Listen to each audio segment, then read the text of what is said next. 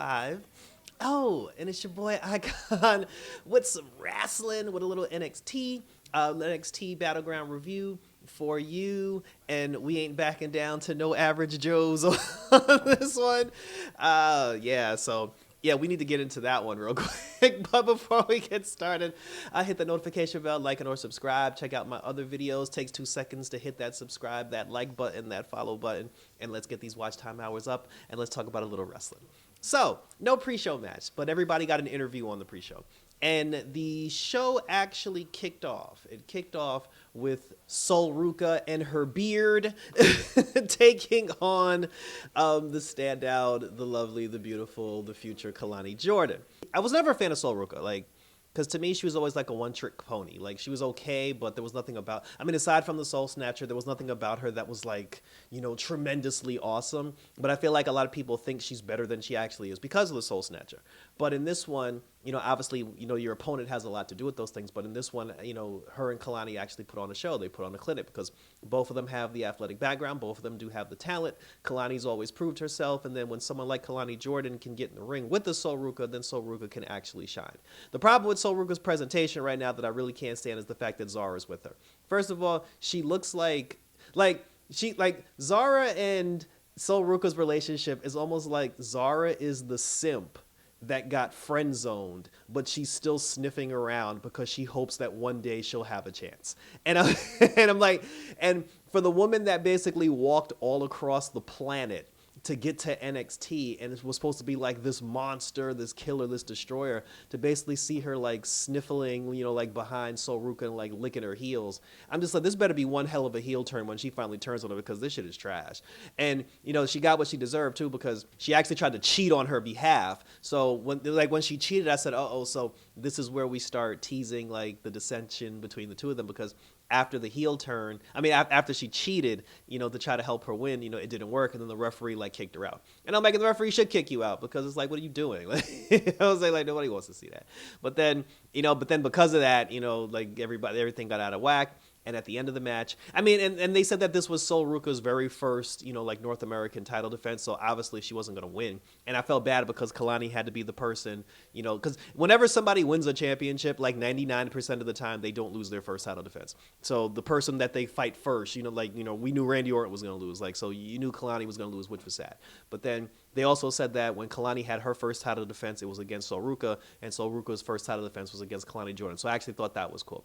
And then by doing a Soul Snatcher off the top rope and hitting Kalani with the Soul Snatcher off the top rope, Sol Ruka was able to get the 1-2-3 victory. No surprise there. And at this point, I would honestly like to see Kalani Jordan fighting for the NXT Women's Championship, the women's the heavyweight women's championship. Go after. Well, she's not because Stephanie has some other things she needs to do now, but as either bring Kalani Jordan to SmackDown or have her go after the world title at this point because there's really no point in her. She was already the first American, North American women's champion, and she lost. She had her shot to get the belt back. She didn't win, so it's okay, you need to move on now. And no Jada Parker on the show, no Jada Parker, no Lola Vice. A lot of people weren't represented on this show, but they were all over the poster. But that was it. So Ruka wins again, and I guess they're gonna have a conversation about why Zara tried to cheat on her behalf. And again, this is gonna tease their dissension, and then eventually Zara hopefully will turn into the killer she's supposed to be and take the belt off her, and then we can move on to bigger and better things. Two very large women, two auntie-looking women from AAA were in Ava's room, and then Mike Santana basically had a conversation. He said it was his first time in a WWE arena. He said he was here to watch the TNA Heavyweight Championship because he's still TNA through and through, and he wants to challenge the winner between Trick Williams and Joe Hendry.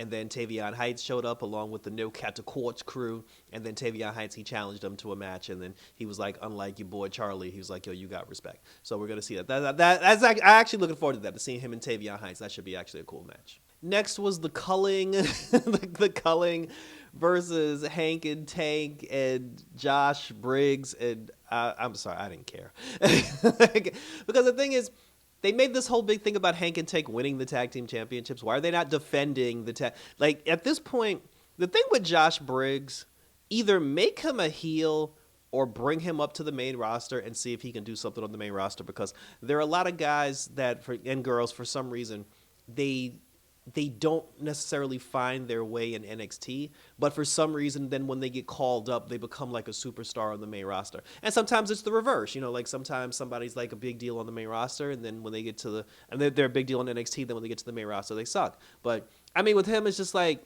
so it was a 6-man tag. They fought. Hank and Tank got the pin, and the three of them won. And then after that, like the Culling, they jumped in the ring and tried to get their revenge. They tried to beat him up. And then the Japanese guy that teamed up with Briggs like earlier, like he came back, and then the two of them hugged again. So I'm like, are you going back into a tag team with this guy? I'm like, why? I don't know. And I like Josh Briggs. Like I actually do like him. Like I think as a heel, he could be a really good like asshole heel. Like he could be be a good commodity for them, but I don't know what they're doing with them. And I said Hank the Tank didn't even defend the belts. So that was it. The Culling loses another match. And we'll see what happens on Tuesday. Next up was the fall of the family. Tony D'Angelo versus Stax. And this is another one. And I'm just like, I mean, Stax won. He won, but he won in like the most weirdest way possible. So Lucia Crucifino showed up, and then he was just standing there looking at him. The Don turns to him and goes, "Hey, I've been looking for you. Where the hell have you been?" And then Stax jumps him from behind, knees him in the face, whatever, gets the 1-2-3 victory and pins him. There's no Rizzo. There's no Rizzo. And it's not like Stax is the leader of the family now because he beat the Don. I'm like, what were y'all fighting for? Like, I'm confused. And then Crucifino gets in the ring and then tries to hug the Don, and the Don gets mad at him and walks away. But I'm like, bro, like you were dead ass just standing there like doing nothing. Like I don't even understand how that was a significant enough distraction to distract him. I'm like, was there a heel turn? Like, are you joining Lorenzo? Like, like, are you turning your back on the Don? Like, nothing happened. So whatever. We're moving right along, and we'll see what happens with this on NXT. Hopefully Rizzo comes back. So on to something interesting now. Jordynne Grace. Jordynne Grace versus Stephanie the Cat for the NXT Women's Heavyweight Championship. And Jordynne came to play, but this is Stephanie's time, and it's weird because this match honestly could have been at Stand Deliver. So, and I feel like they wasted this match at Battleground when they could have built towards this match, and this could have been like the Stand and Deliver match. And the only thing I can think of as to why they did this match so early is that maybe Jordynne Grace won't make it to Stand and Deliver because she'll get called up to the main roster before that even happens. But we'll see. That being said, the two of them beat the shit out of each other. It was a very aggressive match, and kudos to Stephanie because like she was able to take the abuse from Jordynne Grace. I mean, it's whenever Stephanie Vaquer is in the ring, it's all about that cake. And there was a moment where she tried to do we'll just call it the pound cake. And when she tried to hit the pound cake, Jordynne Grace like rolled out of the ring, and then the fans immediately started booing because they wanted to see it. And then when Jordynne Grace broke up the pound cake, she just looked at Booker T like, yeah, say something now. And I'm like, Booker T didn't have anything to do with that. I'm like, you deprived the fans of the cake. I'm like, you can have your bleach blondes, you can have your silicone and all, you can have your fake tans. I'll take the cake any day of the week because damn. But anyway, great back and forth between the two of them. And in the end, she jumped. I mean, it was like Stephanie came off the top rope with what looked like a corkscrew Phoenix splash type thing. And then she hit it on her. And then when she pinned her, she got the 1-2-3 victory, and the Dark Angel, as they say, she's still the NXT Women's Champion. And I don't know where Jordynne Grace goes from here, but like kudos to Stephanie Vaquer. And then when we were in the back, and this is the thing, like, because throughout the entire night, whenever something was going on in the locker room, like in the backstage locker room, they kept showing JC Jane and Fallon Henley like arguing in the background. Like every segment, the two of them were like arguing in the background.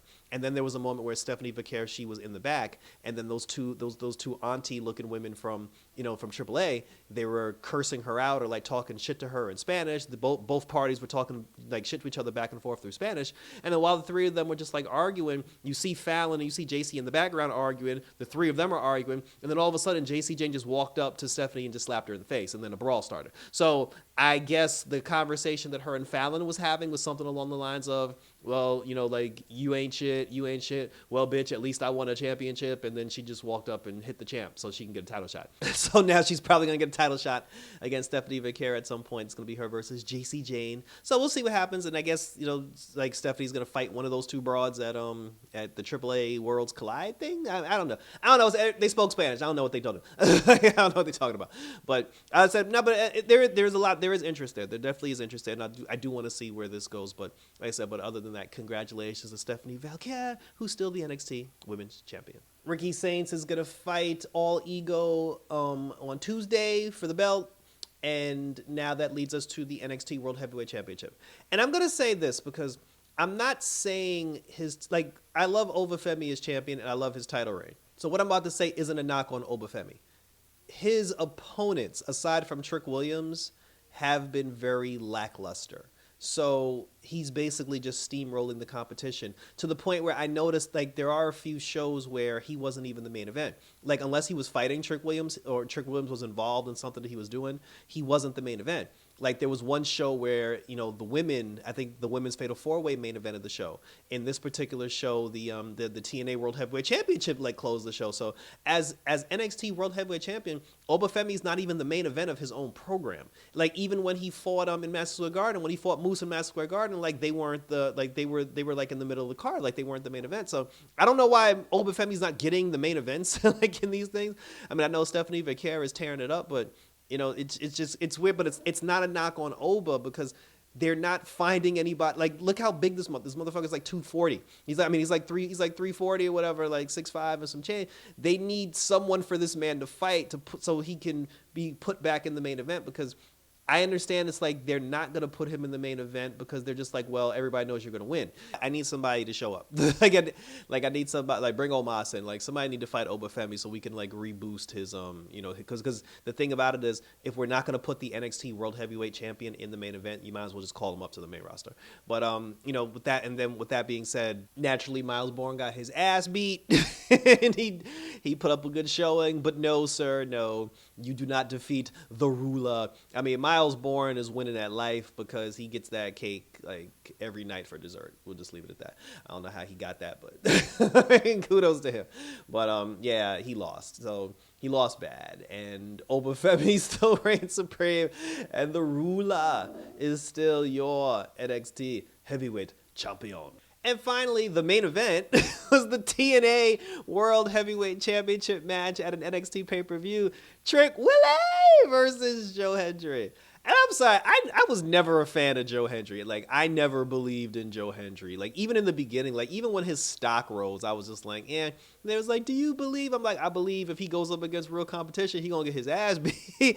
But it's him versus Trick Willie, and I fucks with Average Joe. Let's just put that out there, because we ain't never backing down to an Average Joe. I fucks with that. I got to put that on repeat. And so naturally, who I was rooting for, because we gonna whoop that Trick. And towards the end of the match, the president of TNA, whatever, he was sitting front row. And so far, when they've done the crossover, the crossing the line between TNA and NXT, no one has ever captured the other one's championship. And I thought no one could. I thought that the very first time that this would happen, it would be I thought an NXT woman would capture the TNA Knockouts Championship, but then Moose or something would capture the NXT World Heavyweight Championship. But it ended up getting semi-reversed, because towards the end, Trick first of all, Trick stole Booker T's entire moveset at this point. And Booker T just flat out admitted he's been working with Trick. He's been I'm no shit. He's been working with Trick. He's been training with Trick. He taught Trick everything he currently knows. He did the bookend a couple of times. He done ripped off this man. Trick Williams is the new Booker T. Even when he was doing the Average Joe, Booker T was being his hype man, and I was dying. But anyway, Trick introduced the championship into the match. He tried to bust Joe in the face. He tried to bust him right in the nose with the belt, and then the referee took the belt from him, and then he put the belt on the floor. He dropped the belt on the floor, and then Trick had picked him up and did a face plant. But when he face planted him, his face hit the belt, and they said on commentary that the reason why Trick didn't get disqualified for that because he didn't intentionally like mash his face onto the belt just happened to be in the ring, and it was also the referee's fault because he was the one that put the belt on the floor. He didn't like throw it out the ring, he like put it on the floor, and then after that he gave him the trick knee or the trick shot, I forget which one we call it nowadays. He gave him the trick shot, he pinned him 1 2 3, and now Trick Willie is the new TNA World Heavyweight Champion. And on Impact, Thursday on Impact, we go whoop that. I wanted to see what's going on. He was talking shit. He was doing the guitar thing with the belt and everything. And it's funny because like he called him Average Joe, and he was like, he said, "Keep talking, boy, and I'm gonna take your gold." And that's exactly what he did. So, so I'm happy. So Trick Williams is a 2-time NXT Heavyweight Champion, and he's a 1-time TNA World Heavyweight Champion, which means when Trick Williams finally loses that TNA Heavyweight Championship, he's got to get called up. There's like nothing left for this man to do. And that also means now there has to be a fair trade-off here. So now at some point, someone from TNA needs to win a championship off of an NXT talent. And I think, if anything, it might be the North American. I mean, Ricky Saints is on fire, but if I had to pick somebody, unless it's Moose defeating Obafemi, I think, and then they just do like world title for world title. Unless it was like Moose, being defeated by Obafemi, like it might be the North American champion that, that gets beat, but we'll see. But it's definitely, that was it. That was how the pay-per-view ended with my man Trick Willie capturing the gold. Thank you for tuning in. So yeah. This is going to be an interesting week for wrestling. My birthday is tomorrow, so I'll be enjoying that while I watch some Monday Night Raw. Maybe I'll go to the beach and everything and celebrate. And then when Tuesday on NXT comes, we get the celebration of Trick Willie with the tomorrow. Tomorrow's Tuesday. Today's Monday. So so tomorrow for my birthday, I get to watch the celebration of Trick Willie, and I get to review that. But I'm not going to review NXT, but like later on we'll talk about that, and maybe I'll start doing TNA pay-per-views. Like who knows? But share your questions, comments, and concerns down below. Let me know what you thought about this particular pay-per-view, about WWE Battleground 2025. What was your favorite match, and what do you want to see going forward as we talk about some more wrestling? So that was it, guys. So check me out on social media, on X, on Instagram, on TikTok, where you can leave your questions, comments, and concerns. And like I said, I'll bring you some more of this wrestling because I know we got some pay-per-views coming up. Money in the Bank is coming up. Like I said, NXT might have something else coming up, more Saturday Night's Main Event. And we'll keep rolling on for some more of this good sports, entertainment, and everything else in between. So that was it, guys. So thanks for tuning in. Until next time, don't be an average Joe because we have this.